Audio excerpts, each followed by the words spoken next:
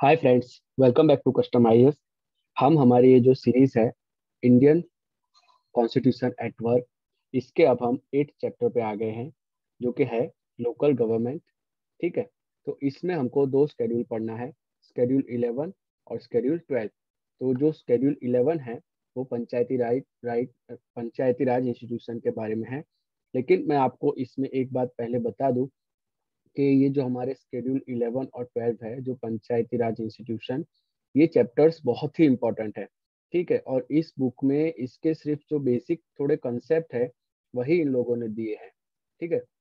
और ज़्यादा डिटेल में इसके जो फैक्ट है, इलेक्शन प्रोसेस है, प्रपोर्शन जो है, अर्बन लोकल बॉडी की जो मेंबरशिप होती है उसका प्रपोर्शन है, वो सारे ज़्यादा डिटेल्स इसमें दिए नहीं है। ठीक है। तो ये मतलब इसके अंदर से आप देख लीजिए, जो बेसिक थोड़े बहुत फैक्ट है वो मैंने निकाले हैं। और आप यहाँ पे देख सकते हैं, ये आपको दिख रहे हैं, ये 6 पॉइंट है सिर्फ यहाँ पे। ठीक है। और ये 6 पॉइंट में आप ऐसा मानिए ये 6 पैराग्राफ थे। 6 पैराग्राफ का मैंने क्रक्स निकाला है और इसको 6 पॉइंट में बनाया है। ठीक है। तो इसको मैंने काफी शॉर्ट रखा है, और इसका जो पूरा मतलब चैप्टर का समरी और क्रक्स है सिर्फ मैंने वही इसमें मेंशन किया है। ठीक है। तो आप इसमें ये ना देखें पूरा इसमें लोकल गवर्नमेंट का सब कुछ कवर आपका नहीं हो जाएगा।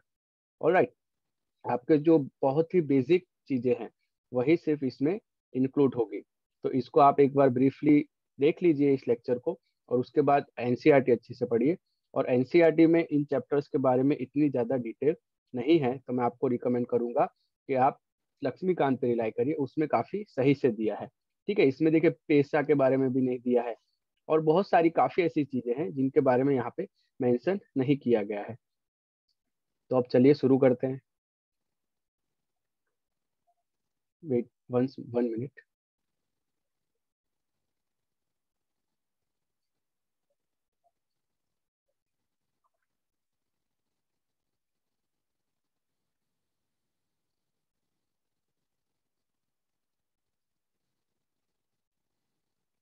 चलिए शुरू करते हैं। तो सबसे पहले आप देखिए जो हमारा जो 73rd अमेंडमेंट है और 74th अमेंडमेंट है, तो ये दोनों हमारे शेड्यूल 11 और शेड्यूल 12 में इंक्लूड होते हैं। इसमें हमारा पंचायती राज इंस्टीट्यूशन आ जाएगा और इसमें अर्बन लोकल बॉडीज आ जाएगा। अब यहाँ पे ये एक छोटा सा फैक्ट है, local government got constitutional status. ठीक है। इसको कॉन्स्टिट्यूशनल स्टेटस कब मिला था? 1993 में मिला था। अब इसका अगर थोड़ा सा हम मॉडर्न इंडिया में अगर हिस्ट्री देखें, तो जो हमारे इंडिया का उस टाइम पे वाइसरॉय थे लॉर्ड रिपन, उसने इसको इंट्रोड्यूस किया था। और गवर्नमेंट ऑफ इंडिया एक्ट 1999 से इसमें थोड़ा सा मतलब इसको प्रमोट किया गया था, और उसके अलावा 1935 में इसको और ज़्यादा इम्प्लीमेंट किया गया था।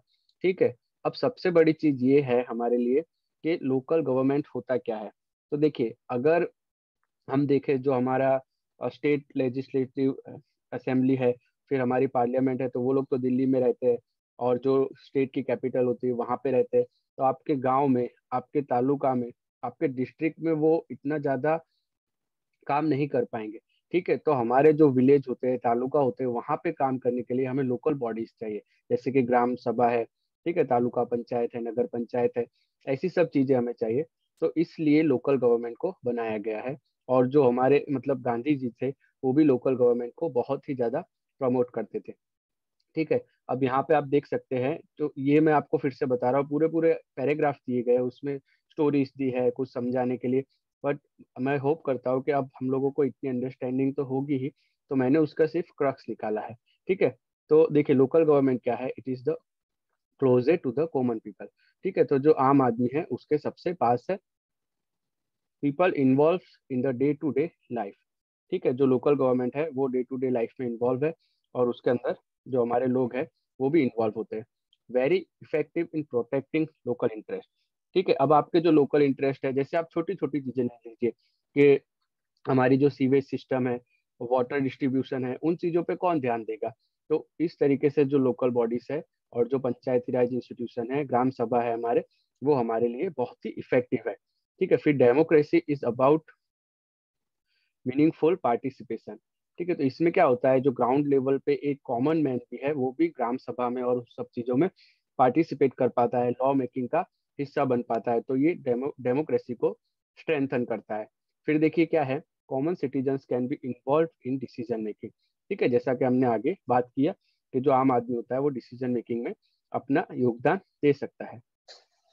फिर उसके बाद क्या है, दस strengthening local government is like strengthening democratic process. ठीक है, तो गांधी जी ने भी इस चीज को सपोर्ट किया था कि जो हमारा लोकल गवर्नमेंट है वो काफी स्ट्रांग होना चाहिए, जिससे क्या होगा, डिसेंट्रलाइजेशन होगा और जो पावर है वो लोगों के हाथ में आएगा। ठीक है, अभी स्टेट और सेंटर के हाथ में ज्यादा पावर है, जैसे जैसे हमारे लोकल इंस्टीट्यूशन ज्यादा मजबूत होंगे वैसे हमारे पास और ज्यादा पावर आएगा।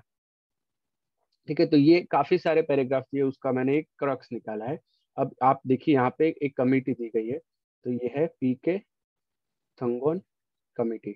ये आपको याद रखना है, सबसे पहले इसने रिकमेंड किया था कि लोकल गवर्नमेंट बॉडी को कॉन्स्टिट्यूशनल रिकॉग्निशन मिलना चाहिए। जो दूसरा हमारा फैक्ट है, देखिए ये आप इसको मार्क कर दीजिए, ये बहुत इंपॉर्टेंट है, ग्राम सभा। कई बार डायरेक्टली ग्राम सभा की डेफिनेशन पूछ लेते हैं और इसमें कहीं ना कुछ ट्विस्ट कर देते हैं। ये यूपीएससी में भी पूछ चुके हैं, जीपीएससी में भी पूछ चुके हैं, जो भी मतलब स्टेट की एग्जाम होती है उसमें तो काफी बार आता है। ठीक है, तो Gram Sabha comprise all the adult registered as voter in panchayat area. ठीक है, तो जो पंचायत एरिया है उसके अंदर जितने भी रजिस्टर्ड वोटर है वो सबको कंप्राइज करके ग्राम सभा बनती है, सारे वो लोग हैं वो ग्राम सभा का हिस्सा है। ठीक है, now role and function decided by state legislature. तो जो ग्राम सभा है उसका रोल और फंक्शन स्टेट लेजिस्लेचर डिसाइड करता है। ठीक है, तो धीरे धीरे देखिए ये हमारा पंचायती राज इंस्टीट्यूशन है, धीरे धीरे इवॉल्व हुआ है और 73rd अमेंडमेंट में 73rd अमेंडमेंट में इसके अंदर कुछ चेंजेस किए गए। क्या किया उन लोगों ने, सबसे पहले इसको 3 टायर स्ट्रक्चर बनाया, जिसमें है हमारा सबसे बेस पे है ग्राम ग्राम पंचायत, फिर है मंडल और कुछ जगह पे है जिला पंचायत। ठीक है, जो कुछ बहुत ही मतलब छोटे स्टेट हैं वहाँ पे ये जो बीच वाला है मंडल परिषद ये नहीं होता है, सिर्फ 2 ही होते हैं। और स्टेट वाइज ये वेरी करता है, कहीं पे 4 भी है, कहीं पे 3 भी है। ठीक है, तो ये आपको ध्यान रखना है। अब इसका इलेक्शन कैसे होता है, तो कायदेसर इसका इलेक्शन होता है इलेक्टेड बाय डायरेक्टली पीपल। ठीक है, जो लोग होते हैं उनसे डायरेक्ट इसका इलेक्शन होता है। फिर इसमें रिजर्वेशन का भी प्रोविजन किया गया है, 1/3 वुमन, फिर एससी एसटी आदिवासी और ओबीसी। ठीक है, तो ये जो वुमेन रिजर्वेशन है इसके ऊपर भी आप देखिए आपके एनसीईआरटी में काफी सारे पैराग्राफ दिए गए हैं। वुमेन रिजर्वेशन की वजह से क्या हुआ, वुमेन का स्टैंडर्ड ऑफ लिविंग इंक्रीज हुआ, उनका पार्टिसिपेशन इंक्रीज हुआ। ठीक है, आप देखेंगे कई सारे जो सरपंच है वो वुमन है। ठीक है, तो पॉलिटिक्स में भी मतलब जो ग्राउंड लेवल पे पॉलिटिक्स है उसमें वुमेन का पार्टिसिपेशन काफी बढ़ गया है और इसकी वजह से वुमेन रिलेटेड जो इश्यूज है उसको भी वो लोग टैकल करने में अब काफी सक्षम हुए हैं। ठीक है, तो इस तरीके से पंचायती राज इंस्टीट्यूशन में जो वुमेन को रिजर्वेशन दिया गया है उसकी वजह से वुमेन को बहुत ही हेल्प हुई है और उनका स्टेटस में, हेल्थ में, मेंटालिटी में, हर चीज में इम्प्रूवमेंट आया है। ठीक है, कहीं कहीं कुछ कुछ राज्यों में तो आप देखेंगे जैसे बिहार हो गया, राजस्थान हो गया, 50% फॉर वुमेन रिजर्व कर दी गई है सीटें। ठीक है, अब इसमें एक दो इशू भी है जैसे कि पति पंचायत वगैरह हो गया, तो यही सब दिया गया है कि भाई वुमेन को इससे काफी फायदा हुआ है और अभी कहाँ पे इम्प्रूव करने की जरूरत है हमको। ठीक है, फिर फोर्थ क्या है, ट्रांसफर ऑफ सब्जेक्ट, 29 सब्जेक्ट। ठीक, तो जो स्टेट लेजिस्लेचर है और उन्होंने क्या किया है, 29 सब्जेक्ट को ग्राम पंचायत को और जो पंचायत की राज इंस्टीट्यूशन है उनको दे दिया गया है कि भाई आपको इन 29 सब्जेक्ट के ऊपर काम करना है। तो आपको क्या करना है, वो 29 सब्जेक्ट क्या है वो याद नहीं रखना है, बट आपको ये जो 29 सब्जेक्ट का मतलब ये नंबर है इसको याद रखना है। ये आपके स्टेट पीएससी में काफी बार पूछ सकते हैं भाई कितने सब्जेक्ट है। ऑलराइट, अब देखिए उसके लिए फिर दो प्रोविजन और किया गया है यहाँ पे, स्टेट इलेक्शन कमीशन को बनाया गया, जिससे क्या है, जो it is state election commission is independent of election commission of India. तो स्टेट इलेक्शन कमीशन जो है वो पंचायती राज इंस्टीट्यूशन और अर्बन लोकल बॉडीज के इलेक्शन करवाता है। ठीक है, और इसके लिए वो इलेक्टोरल रोल भी अलग से रखता है। ऑलराइट, तो ये पूरी उसकी जिम्मेदारी है। फिर क्या किया गया है, उनको फाइनेंशियल जो डिस्ट्रीब्यूशन करने के लिए स्टेट फाइनेंस कमीशन बनाया गया है। उसको एवरी 5 ईयर में अपॉइंट किया जाता है और इसको गवर्नर अपॉइंट करता है। ठीक है। तो ये एक बेसिक फैक्ट है, ये दो इंस्टीट्यूशन स्पेशली जो हमारे लोकल गवर्नमेंट है उसके लिए बनाए गए हैं। ठीक है, तो इसमें आप देखिए काफ़ी चीज़ें मिस है, जैसे कि पैसा नहीं है और काफ़ी डिटेल में बहुत कम दिया गया है, और ये सब स्टोरीज ही है जिसका मैंने आपको क्रक्स निकाल के दिया है। तो आपको मैं रिकमेंड करूंगा आप इसको एक बार देखिए, और उसके बाद एनसीईआरटी पे भी एक बार नजर डालिए, और फिर जो हमारी लक्ष्मीकांत है उसमें बहुत अच्छे से दिया गया है। ठीक है, तो लक्ष्मीकांत आपको मिस नहीं करनी है। ओके, उसमें बहुत अच्छे से दिया गया है। अब जो हमारी 74th अमेंडमेंट है, जो हमारा है 12th शेड्यूल। ठीक है, इसमें हमारा क्या आता है, अर्बन लोकल बॉडीज। तो इस चैप्टर में, इस पोर्शन में भी देखिए ज्यादा डिटेल नहीं दी गई है, सिर्फ 3-4 ही टॉपिक है। एक तो वही कि अर्बन एरिया का डेफिनेशन क्या है, व्हाट इज अर्बन एरिया।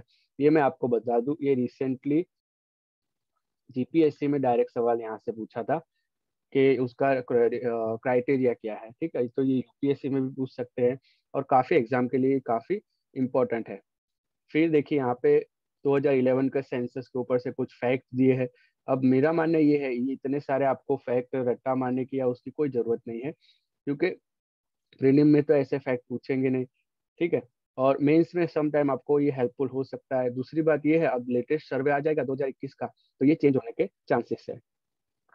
ठीक है, फिर देखिए यहाँ पे थोड़े से उसके अंदर जो इश्यूज है एक दो वो दिए हैं, और इश्यूज के बाद उसका कोई सॉल्यूशन वगैरह और कंक्लूजन ये सब ज्यादा नहीं दिया है। यहाँ पे उन्होंने चैप्टर को कंक्लूड कर दिया है।